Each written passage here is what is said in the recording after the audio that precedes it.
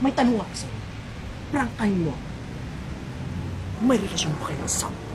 Alam niyo ba kung gaano kayaman ang tinaguriang King of Transformations ng Pilipinas? Sa tuwing maririnig natin ang pangalang Paulo Ballesteros, ang agad na pumapasok sa isip natin ay ang kanyang nakamamanghang talento sa pagpapalit ng anyo gamit lamang ang makeup. Mula sa mga lokal na artista hanggang sa mga Hollywood celebrities, kayang-kaya niyang gayahin at ipakita sa harap ng kamera ang kanyang obra. Ngunit higit pa sa husay na ito, marami ang nagtatanong, gaano na nga ba kalaki ang naipundar at naipon ni Paulo sa halos 2 dekada niyang pagtatrabaho sa industriya ng showbiz?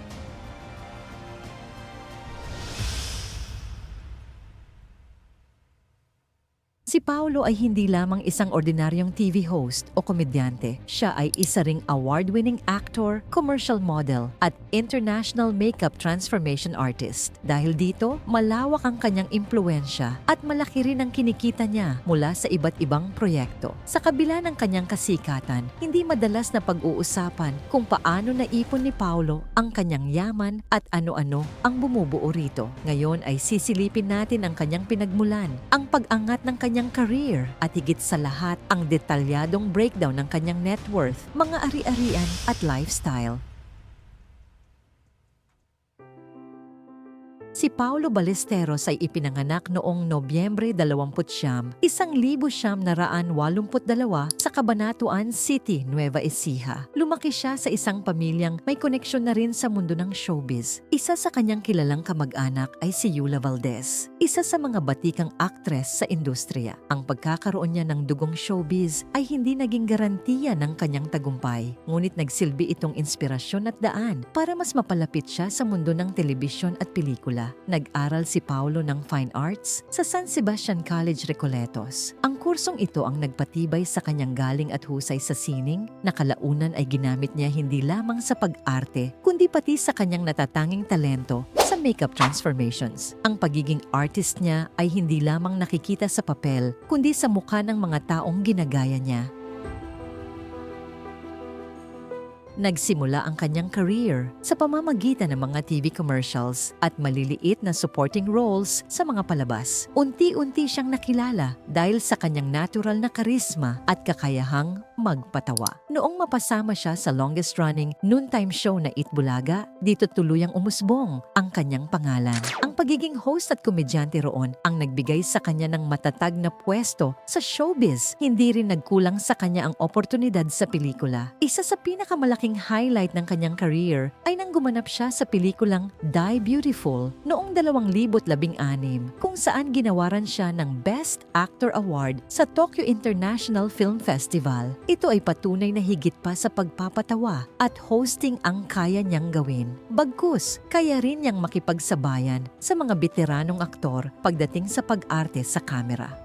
Ngayon, kilala si Paulo hindi lang sa Pilipinas, kundi pati sa ibang bansa dahil sa kanyang viral makeup transformations. Ang kanyang background bilang isang fine arts student na naging internationally recognized artist ay nagsilbing matibay na pundasyon ng kanyang kasalukuyang tagumpay. Isa rin ba kayo sa mga humanga kay Paulo sa husay niya sa pagmi-makeup at transformations? I-comment nyo na sa ibaba para malaman ko rin ang inyong opinyon.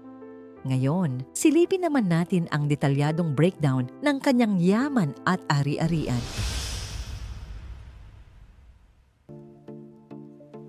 Pagdating sa usapin ng yaman, maraming tanong ang lumulutang tungkol kay Paulo Ballesteros. Ayon sa ilang online sources at entertainment finance trackers, tinatayang nasa pagitan ng 5 hanggang 6 na milyong dolyar ang kanyang net worth o katumbas ng halos 200 at 50 milyon hanggang 300 milyong piso.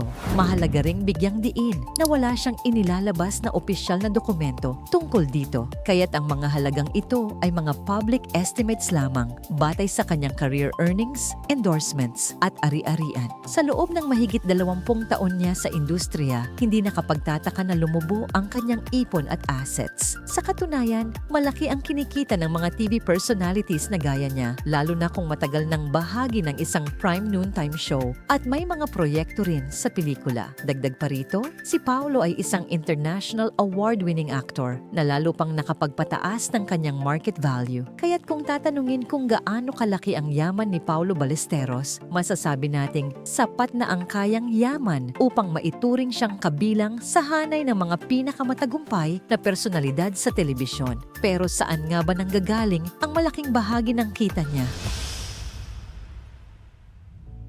Isa sa pinakamatibay na pinagmumulan ng yaman ni Paulo ay ang kanyang trabaho bilang TV host sa Eat Bulaga. Bilang isa sa mga mainstays ng longest-running noontime show sa Pilipinas, regular at matatag ang kanyang kita rito. Maliban dito, nakilala rin siya sa iba't ibang sitcoms, teleseryes at pelikula na nagbigay sa kanya ng dagdag na kita at mas malawak na exposure. Hindi rin nawawala ang mga endorsements at commercial projects dahil sa kanyang popularidad at pagiging likas na likable, naging mukha siya ng ilang produkto sa TV at print media. Bukod pa rito, kumikita rin siya mula sa guest appearances sa iba't ibang TV programs.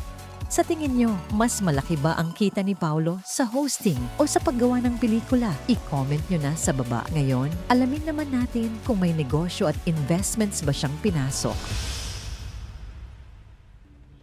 Kung titingnan ang public records, walang malinaw na dokumentadong negosyo si Paulo Ballesteros na direktang hawak niya. Wala ring detalyado o opisyal na ulat tungkol sa pagkakaroon niya ng sariling kumpanya o malaking franchise. Gayunpaman, batay sa kanyang background bilang fine arts graduate at pagiging artistically inclined, may ilang ulat na nagsasabing maaring nakatuon siya sa art-related projects at collaborations. Maaring mayroon siyang personal na investments tulad ng real estate o iba pang assets, ngunit walang sapat na public record na magpapatunay nito. Mahalagang tandaan na hindi lahat ng artista ay naglalabas ng impormasyon tungkol sa kanilang negosyo at si Paulo ay isa sa mga mas pribadong personalidad pagdating sa aspetong ito. Kung negosyo ang pag-uusapan, malinaw na mas kilala siya sa kanyang showbiz earnings kaysa sa business ventures. Isa sa mga pinakakilalang ari-arian ni Paulo ay ang kanyang tahanan sa Antipolo, Rizal. Sa ilang media features at social media posts, makikita ang disenyo ng kanyang bahay na moderno ngunit may personal na artistic touch. Malinis ang linya ng interiors, may kombinasyon ng itim, puti at kahoy na kulay. Ang bahay na ito ay nagsisilbing simbolo ng kanyang tagumpay. Bukod sa pagiging tirahan, ito rin ay naging creative space kung saan niya ipinapakita ang kanyang mga makeup transformations at iba pang art projects. Ang mga litrato at video na mula mismo sa kanya ay patunay na hindi lamang ito isang bahay, kundi isang extension ng kanyang artistic identity. Wala namang ibang opisyal na ulat tungkol sa iba pang properties na pagmamay-ari niya, kaya't dito natin nakikita ang malinaw na halimbawa ng kanyang naipundar mula sa kanyang trabaho sa showbiz. Pagdating sa sasakyan, makailang beses nang nakita si Paulo na gumagamit ng mga SUVs at sedans, bagamat walang eksaktong listahan ng kanyang mga luxury cars sa public records. Gayunpaman, hindi maikakaila na bilang isang kilalang TV personality, kayang-kaya niyang magkaroon ng komportableng transportasyon. Mas kilala si Paulo sa kanyang pamumuhay na malapit sa fashion at art. Ang kanyang Instagram account ay puno ng makeup transformations at creative outputs na nagpapakita ng kanyang dedikasyon sa craft at sa pagiging stylish. Bukod dito, mahilig din siyang mag-eksperimento sa damit at accessories, bagay na bahagi na ng kanyang lifestyle bilang isang celebrity. Kung ikukumpara sa ibang artista, mas nakatutok si Paulo sa pagpapakita ng kanyang talento kaysa sa pagbibida ng material possessions. Ngunit malinaw na sapat ang kanyang kita para mamuhay ng magarbo at komportable.